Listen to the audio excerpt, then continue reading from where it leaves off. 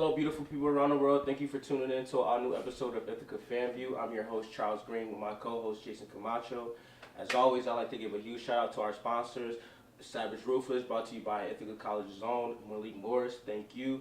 Also, our other sponsor, Drop Spot, brought to you by Ithaca's own Isaiah Nardo. So I want to thank you as we support you for supporting us. So all right, this week we have a special guest, Sophie Westfield. She's one of my best friends. We've known each other since freshman year. She's on our crew team, and thank you for coming, Sophie. Thanks for having me. So one of the first things I want to ask you is to tell us a bit about yourself and also tell us how you got into crew. All right, so I'm a senior speech language pathology and audiology major. I am from Pittsburgh-ish. Well, I moved there in high school, so I'm not from Pittsburgh, but that's where I live currently. And I got my start in crew in college. So freshman year, when I came to school, they were slipping under the doors the "We Want You" for crew posters, and so I just kind of looked at the information on the sheet and was like, oh, this sounds kind of fun. They take everyone, they teach you the skills, how to row. You don't need any experience necessary, so I thought that was really cool and interesting. So I went to the meeting and got my start.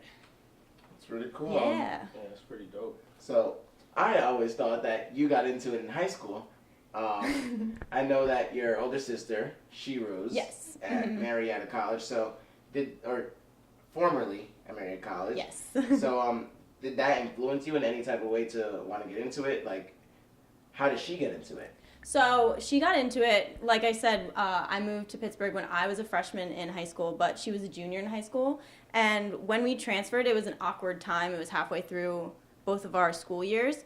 So the best way to make friends, as my family has learned because we've moved around a lot, is to join sports, like build community through common interests. So we got to school, and when we were younger, we moved to Georgia, and my mom found out that when we were on the playground together, Shelby and I only played with each other.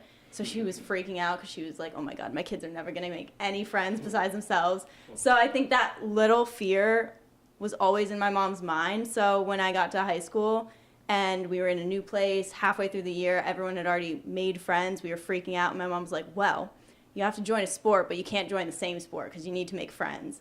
So I stuck with what I knew. I played soccer and softball in middle school, so I kind of stuck with that. And Shelby wanted to do tennis or volleyball because that's what she had done, but in Pennsylvania, those were both fall sports, so the season had already passed.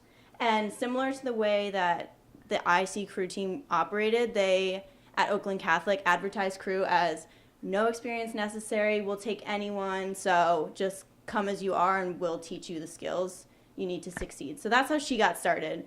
And if anything, it was more of a hindrance for me to get involved because I had always been seen as my sister's like shadow, monkey see, monkey do kind of thing. So my family was always poking fun at me like, oh, you're going to get to college and join crew. And I was like, no, I'm not. And I actually came and I tried out for the cross country team because I was like, I ran the mile for soccer in high school. I can totally join the cross country team and be fine. And I got there on the first day and everyone was like miles faster than me. I think the coach like came up behind me and was like, hey, how you doing, buddy? Like, what's going on? She's like, can you finish this 5-mile run? I was like, yeah, I got it. So I stuck out the whole cross-country preseason, but I was like, I respectfully decline joining your team, even though I did not qualify based on my 5K time, but thank you. And that's how I got started with crew, so. Oh, that's crazy. Yeah. I'm thinking about it like, I always thought like, because I'm an ex-athlete, I used to play football, and yeah. I got recruited to come here, obviously, but before, I was thinking about like all sports maybe had to recruit their players at first to get them to come here, but I didn't know crew, you guys didn't get recruited. Crew definitely recruits. So there's definitely a big recruiting process. So our coaches, Becky, Beth, and Dan, all kind of put their feelers out to the high school students who row because the rowing community is getting very expansive or extensive, either one. So it's really growing in numbers, but it's still a pretty tight-knit, small community. So there's definitely people in high school who row and can thrive and succeed at the college level. But a lot of what this program does is they just kind of advertise to the whole campus. And they're like, if you want a way to make friends, a way to stay active, come join crew and we'll teach you what you need to succeed. Yeah, it's really cool. So there's definitely, I remember my freshman year, I think there was 4 recruited freshmen, but they all just integrated into our novice team. So it actually worked out pretty well because it helped the inexperienced rowers really have good models and figure out how to row faster. Oh, okay. Yeah. That's dope. So like, can you tell us like a little bit more about the crew program here? Because like, I know a lot of people don't know much about it. Yeah. And a lot of people think of it as just like a club Yeah, team I when, didn't know. I mean, it's one of Yeah, our varsity Yeah, teams no, here not on a problem. campus. So like, I mean, the crew team doesn't get a lot of love. Yeah. I mean, Yeah.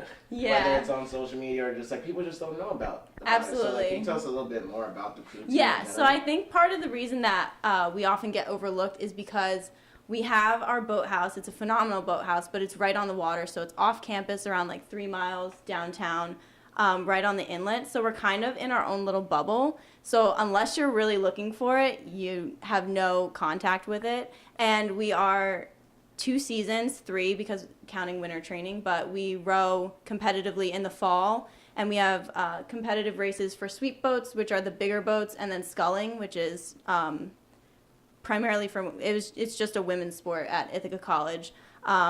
So then we also have our spring season. So basically we're always rowing, we're always on the water, always competing. So I think that's part of the reason that we often aren't brought to the forefront, because there's not one specific season where we operate and it's like, oh, this is the crew season. But it's a really great program. Becky, Dan, Beth, and all of their assistant coaches are really great. They're very welcoming. They really want to they love the sport and they want to teach other people about it. And so it's just a great program, and it definitely builds a sense of community and belonging between the women's and men's team, within your own team, like novice, varsity, things like that. It's really cool. It's a really cool experience to be part of. Yeah, I'm thinking about it because, like, do you think it would be a difference? Because when I think about the sports teams for the college, like, all Yeah. the facilities are on campus. Yeah. So do you think, like, it would be a big difference for people, like, actually tuning into the sport of crew if it was maybe, like, the practice facilities were closer to campus? I believe so. I feel like it would get a little more attention just because it's more in your face and you see it. Okay. So because it's so far removed from campus, it's kind of easily forgotten in a sense. Gotcha. Yeah. Okay.